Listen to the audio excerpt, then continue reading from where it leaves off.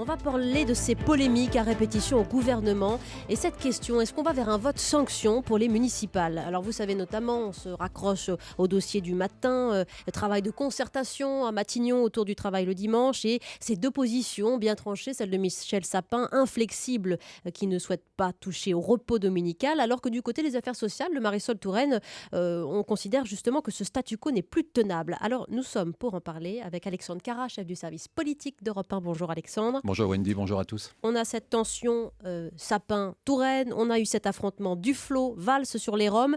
On se tire dans les pattes, on a l'impression un peu chaque jour. C'est ce qui ressort d'ailleurs sur Twitter. Catherine nous dit « Ne nous étonnons pas si le FN remonte en flèche ». Cécile nous dit « Il vaut mieux en rire qu'en pleurer ». C'est sain tout ça dans une équipe où ça ajoute clairement à la confusion, Alexandre. Mais Wendy, ça vous surprend ? Ça fait 16 mois que ça dure.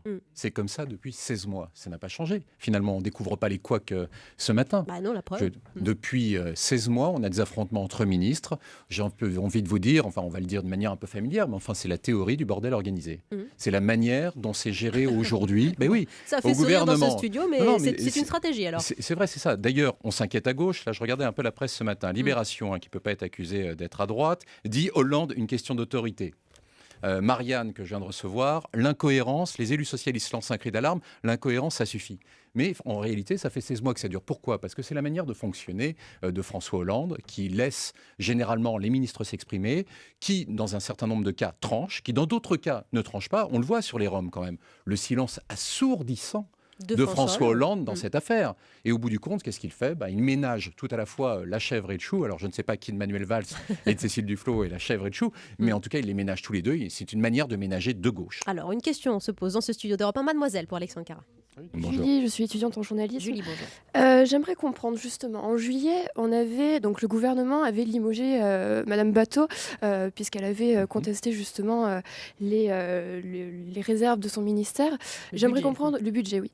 J'aimerais comprendre aujourd'hui pourquoi personne ne réagit, notamment à l'égard de Cécile Duflot dans l'affaire des Roms. Alors, deux choses. La première, en ce qui concerne Delphine Bateau. Delphine Bateau est sortie du gouvernement, mais c'est pas qu'on n'ait pas essayé de la retenir. Je vais vous raconter un peu comment ça s'est passé. Donc, Delphine Bateau fait sa sortie et Jean-Marc Ayrault l'appelle. Delphine, non, tu peux pas faire ça. Reviens sur ce que tu as dit et on te garde au gouvernement. Ah non, c'est pas possible, je ne veux pas. François Hollande, le président de la République, l'appelle. Delphine, tu peux pas nous faire ça. Reviens sur ce que tu as dit, on te garde au gouvernement. Vous voyez, c'est pas faute. Les deux ont essayé de la retenir. Elle est restée, elle pensait qu'elle allait gagner le bras de fer. Et puis, bon, là, non, c'était pas possible. Alors, pourquoi le budget est la ligne rouge ? Tout simplement parce que depuis 16 mois, c'est une couleuvre énorme que fait avaler François Hollande aux socialistes. On est sur une politique économique, honnêtement, qui est plutôt de centre-droit que de gauche, aujourd'hui, parce qu'il y a l'Europe, parce qu'il y a des déficits, parce qu'il y a tout un tas de choses. Et donc, l'ensemble des socialistes, et notamment les députés, doivent avaler ça. Donc, le budget, c'est la ligne rouge. Et dans d'autres domaines, on l'a vu ces derniers temps, dans d'autres domaines, on laisse une plus grande liberté d'expression, tout à la fois aux élus socialistes à l'Assemblée et aux ministres.